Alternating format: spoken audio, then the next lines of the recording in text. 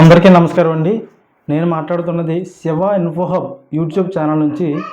అయితే ఈరోజు మనం చెప్పుకునే ముఖ్యమైన అంశం ఏంటంటే కార్పొరేషన్ లోన్స్, బీసీ, ఈబీసీ, కాపు కార్పొరేషన్ సంబంధించినటువంటి లోన్స్ ప్రాసెస్ అనేది ప్రభుత్వం అనేది ప్రతిష్టాత్మకంగా పెట్టడం జరిగింది.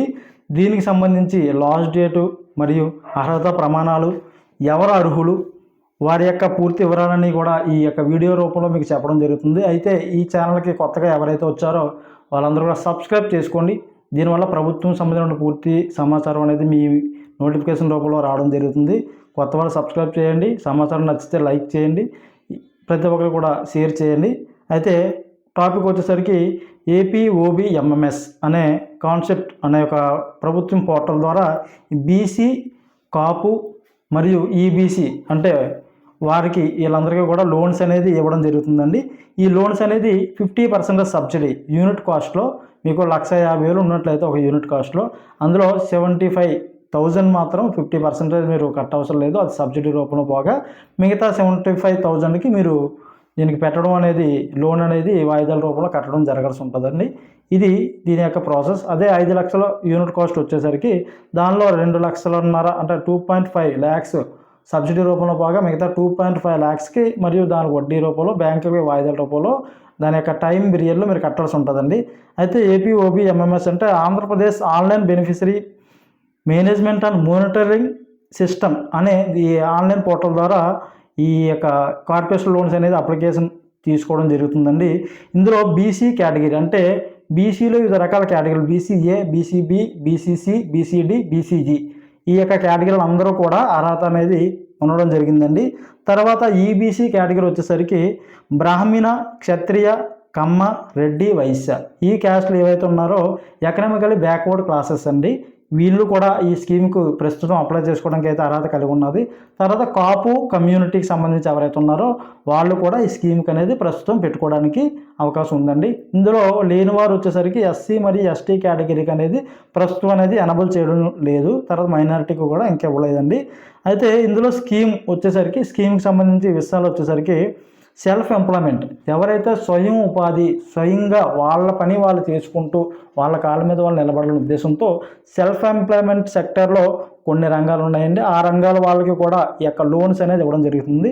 అందులో అగ్రికల్చర్ మరియు అలాంటి సెక్టర్ అంటే వ్యవసాయం మరియు దాని అనుబంధ సెక్టర్స్ అంటే వ్యవసాయానికి సంబంధించినటువంటి కొన్ని పనిముట్లు కానీ చిన్న చిన్న యూనిట్స్ కానీ పెట్టుకోవడం కోసం వ్యవసాయానికి సంబంధించి అనుబంధంగా ఒక రైస్ మిల్ కానీ లేదంటే చిన్న రైస్ మిల్ అనమాట, లేదా దానికి అనుబంధంగా ఉన్నటువంటి పిండి మిల్లు కానీ ఇలా ఏదైనా సరే ఏదైనా వ్యవసాయాన్ని కట్ చేసే యంత్రాలు కానీ ఏదైనా ఒక సెక్టార్లో ఒక యూనిట్ కాస్ట్ అనేది 2 లక్షల నుంచి 3 లక్షల మధ్యలో ఈ కాస్ట్ రూపంలో అనేది ఈ స్కీమ్ ద్వారా తీసుకోవడం జరుగుతుందండి.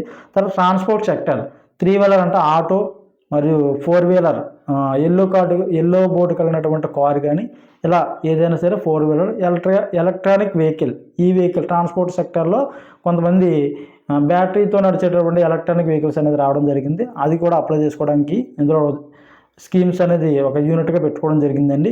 ట్రాన్స్పోర్ట్ సెక్టర్ ఎవరైతే అప్లై చేసుకుంటారో వాళ్ళు కంపల్సరీగా వ్యాలిడ్ డ్రైవింగ్ లైసెన్స్ అనేది అప్లై చేసే సమయంలో తప్పనిసరిగా డ్రైవింగ్ లైసెన్స్ అప్లోడ్ చేయాల్సి ఉంటుందండి. ఇది ప్రతి ఒక్కరు గమనించారు. తర్వాత చిన్న ఇండస్ట్రీస్ ఇంటి దగ్గర ఉండు కొవ్వొత్తులు తయారీ కానీ అగరబత్తులు తయారు చేయడం కానీ లేదంటే పేపర్ ప్లేట్స్ తయారు చేయడం కానీ ఇలా చిన్న ఇండస్ట్రీస్ ఏమైనా పెట్టుకోవచ్చండి. తర్వాత సర్వీసెస్ సెక్టర్ ఆన్లైన్ సర్వీసెస్ సంబంధించి ఏదైనా నెట్ సెంటర్ కానీ ఒక వెబ్సైట్ పెట్టుకొని ఒక ప్లేస్లో జిరాక్స్ సెంటర్ పెట్టుకోవడం కానీ ఇలా ఏదైనా ఆన్లైన్ సర్వీసెస్ సెక్టారు వివిధ రకాల సర్వీసెస్ సెక్టర్ కిరాణా దుకాణం కానీ ఏదైనా సరే పెట్టుకోవచ్చండి. తర్వాత బిజినెస్ సెక్టర్ ఇది చిన్న దుకాణాలు, కూరగాయల సంబంధించి ఏదైనా పెట్టుకోవడం కోసం ప్రాసెస్ యూనిట్ పెట్టుకోవడం కోసం ఇవన్నీ కూడా సెల్ఫ్ ఎంప్లాయ్ కేటగిరీలో ఉండడం జరిగిందండి. తర్వాత generic pharmacist under MSME micro small medium enterprises ఇది ఎవరైతే జనరిక్ సెక్టర్లో ఉన్నారో వీళ్ళకి యూనిట్ కాస్ట్ వచ్చేసరికి 5 లక్షలు ఉంటుందండి. 5 లక్షల్లో 2.5 lakhs సబ్సిడీ రూపంలో బాగా మిగతా 2.5 lakhs వడ్డీ కలిపి బ్యాంకులకి వాయిదాల్లో పెట్టాల్సి ఉంటుందండి. ఈ కేటగిరీలో ఎవరున్నారంటే బీసీ కేటగిరీ చెంది ఉండి D pharmacy, B pharmacy, M pharmacy కంపల్సరీగా చదివి ఉండాలి, వాళ్ళు గ్రాడ్యుయేట్ అయి ఉండాలి. దానికి సంబంధించినటువంటి సర్టిఫికేట్లు అనేది కూడా ఆన్లైన్లో కూడా ఈ అప్లోడ్ చేసే సమయంలో అనేది అడగడం జరుగుతుందండి. దీనికి సంబంధించినటువంటి స్కీమ్ యొక్క పూర్తి సమాచారం. తర్వాత అర్హత ప్రమాణాలు ఎలిజిబిలిటీ చూసుకున్నట్లయితే తప్పనిసరిగా బీసీ కేటగిరీ లేదా కాపు కేటగిరీ లేదా ఈబీసీ కేటగిరీ చెంది ఉండాలండి. వాళ్ళు తప్పనిసరిగా క్యాస్ట్ సర్టిఫికేట్ ఉండాలి. క్యాస్ట్ సర్టిఫికేట్ అనేది లేటెస్ట్ది కంపల్సరీగా ఉండాల్సి ఉంటుందండి. అందులో క్యాస్ట్ నెంబర్ అడిగిన తర్వాత దానికి అటాచ్మెంట్స్ ఇవన్నీ కూడా అడగాల్సి ఉంటుందండి. తర్వాత ఆంధ్రప్రదేశ్లో నివసిస్తూ ఉండాలి.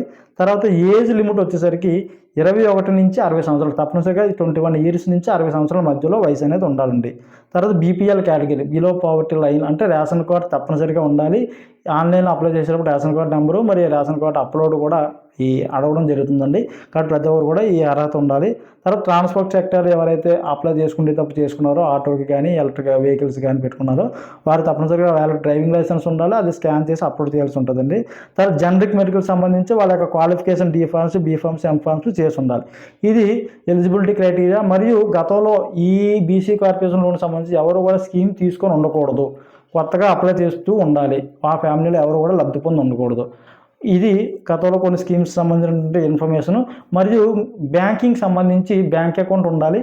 ఆ బ్యాంక్ అకౌంట్ వచ్చేసరికి మీ లోకల్లో, మీ మండల పరిధిలో లేదా మున్సిపాలిటీ పరిధిలో మీ ఏరియాలో ఒక బ్యాంక్ అనేది లీడ్ చేయడం జరుగుతుంది. ఆ బ్యాంకులో మాత్రమే అకౌంట్ ఉండాలి. మీరు ఎక్కడో ఏదో అకౌంట్ ఉంటుంది వేరే బ్యాంకులో, ఎక్కడో మీరు స్థిరనివాసం ఉన్నప్పుడు అప్పుడు అకౌంట్ చేసుకుంటారు, ఈ లోకల్లో వచ్చినప్పుడు ఈ అకౌంట్ ఉండకపోవచ్చు. అలాంటప్పుడు తప్పనిసరిగా ఈ లోకల్ బ్యాంక్ మీకు ఏదైతే లీడ్ బ్యాంక్ ఉందో అక్కడ అకౌంట్ ఓపెన్ చేసిన తర్వాత మీకు ఎంపీడీఓ లేదా మున్సిపాలిటీ కార్పొరేషన్ సంబంధించిన వెరిఫికేషన్ 22వ తేదీ, మనకి లాస్ట్ డేట్ వచ్చేసరికి 22/3/2025. ఈ లాస్ట్ డేట్ తర్వాత ఎంపీడీఓ లేదా మున్సిపల్ కార్పొరేషన్ స్థాయిలో ఈ యొక్క వెరిఫికేషన్ అనేది జరుగుతుంది. ఈ వెరిఫికేషన్ ప్రాసెస్లో సంబంధించిన బ్యాంక్ అధికారులు అందరూ వస్తారండి.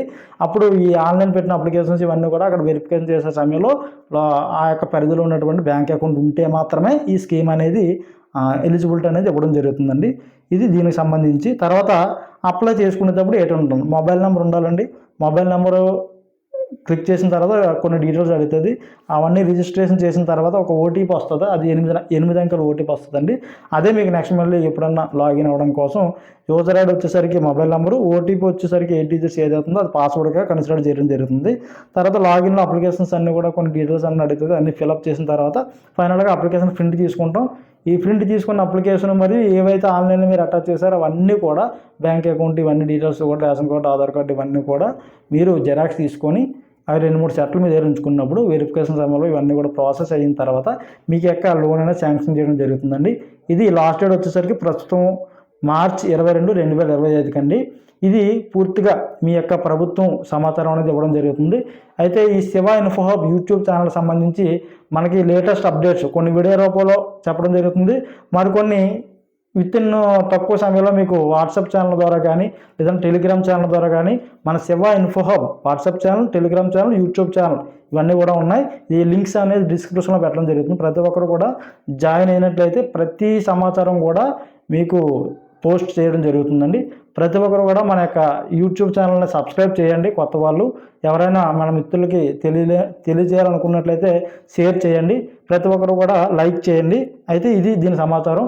దీనికి సంబంధించి ఆన్లైన్ ప్రాసెస్ ఎలా ఉంటుంది, ఎలా అప్లై చేయాలి, ఇవన్నీ కూడా మరొక వీడియోలో కంపల్సరీగా మీకు పెట్టడం జరుగుతుంది. అప్పటి వరకు మన ఛానల్ చూస్తూ ఉండండి, సబ్స్క్రైబ్ చేయండి. అందరికీ నమస్కారం. జై హింద్.